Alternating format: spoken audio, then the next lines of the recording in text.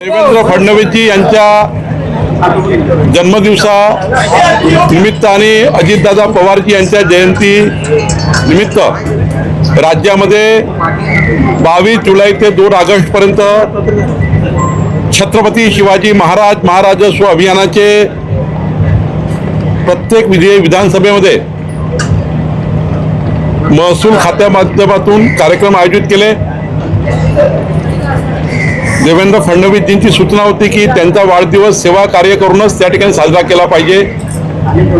त्यांनी कधीही सत्कार सन्मान सोहळा स्वीकारले नाहीत आणि म्हणून एक सेवा कार्य महसूल खात्यामार्फत व्हावं म्हणून या राज्यातल्या 10 लाख परिवारांना विविध योजनांचा लाभ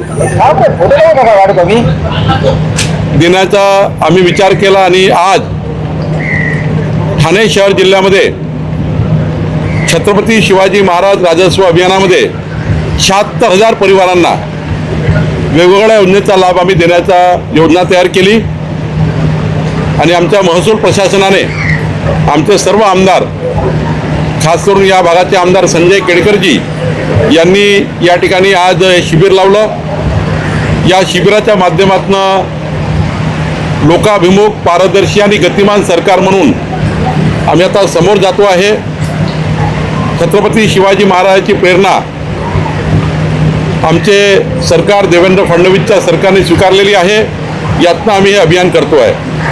सोबतच आज जिल्हाधिकारी कार्यालयामध्ये जे महसूल खात्याचे आम्ही निर्णय घेतले त्याबद्दलची एक बैठक आयोजित केलेली आहे। त्या बैठकीमध्ये 36-37 विषयाचा आढावा मी घेणार आहे आणि ठाणेकरांचे महत्त्वाचे प्रश्न या बैठकीमध्ये मी सोडवणार आहे। या ठिकाणी लवकरच महाराष्ट्रामध्ये लँड टायटलिंग ॲक्ट येतो आहे, व्हर्टिकल प्रॉपर्टी कार्डचा ॲक्ट येतो आहे।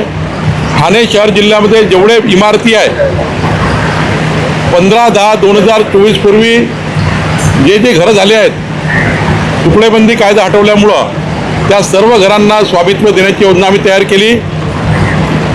व्हर्टिकल प्रॉपर्टी कार्ड आल्यानंतर हा कायदा आल्यानंतर ठाणे जिल्ह्याच्या उंच इमारतीमध्ये राहणाऱ्या प्रत्येक फ्लॅटधारकाला त्यांच्या हक्काचं प्रॉपर्टी कार्ड मिळणार आहे।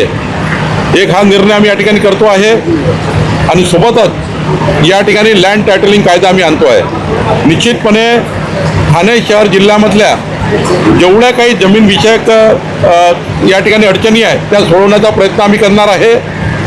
जे आमच्या गव्हर्नमेंट लँड आहे ज्या अतिक्रमित झालेल्या आहेत, मोठ्या मोठ्या धनदांडग्या लोकांनी आमच्या जमिनी व्याप्त केलेल्या आहेत, त्या जमिनी सरकारकडे वापस घेण्याची योजना आहे। सोबतच 1 जानेवारी 2011 पूर्वी ज्या लोकांनी सरकारी जागेवर घरं बांधले असतील त्या सर्वांना प्रॉपर्टी कार्ड देण्याचाही आम्ही या ठिकाणी निर्णय करतो आहे। महसूल खातं जवळपास 65 विषयावर काम करत आहे। आमचं सरकार देवेंद्र फडणवीसचं सरकार हे मजबूतीनं जनतेची प्रॉपर्टी महाराष्ट्राच्या 14 कोटी जनतेची प्रॉपर्टी निश्चित करून देण्याचा विचार करते आहे। आमचे उपमुख्यमंत्री एकनाथ शिंदेजी, सुनेत्रा पवारजी आणि देवेंद्रजी आमचं सरकार हे या ठिकाणी प्रचंड मजबूतीनं या ठिकाणी जनतेच्या मालमत्तेचं रक्षण करण्याचं काम करत आहे। मी आपल्याला आवर्जून सांगेल महाराष्ट्रामध्ये 1,51,00,000 भारतीय जनता पार्टीची सदस्य संख्या आहे, प्रायमरी मेंबरशिप आहे।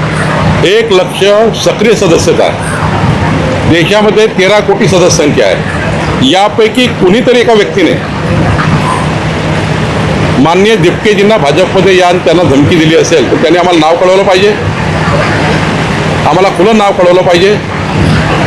आम्ही आमच्या कार्यकर्त्यावर कारवाई करू, पण जर नाव कळवलं नाही तर मात्र भारतीय जनता पार्टीची कोणी बदनामी करू नये।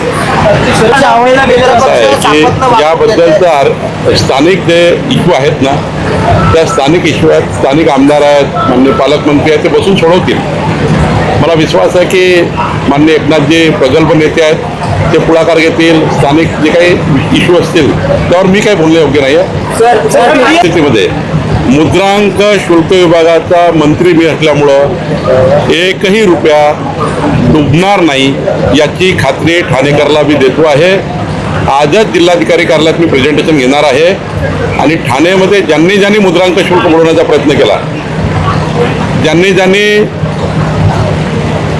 गरीब माणसाला जे घरं द्यायची होती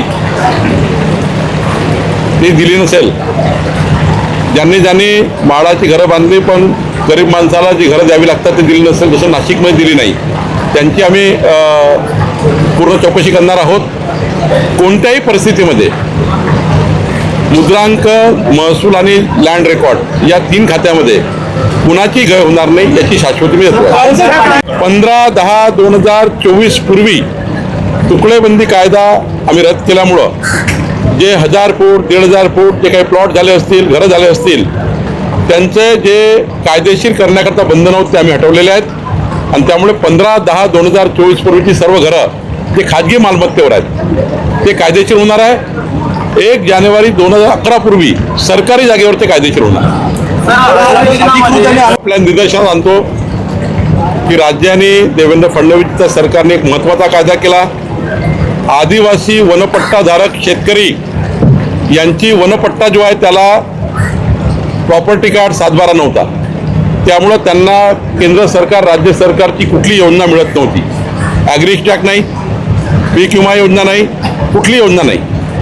पण राज्यांनी आता ऐतिहासिक निर्णय घेतला की आदिवासी वनपट्टेधारकांना आता स्वतंत्र 7E आणि 12E केला.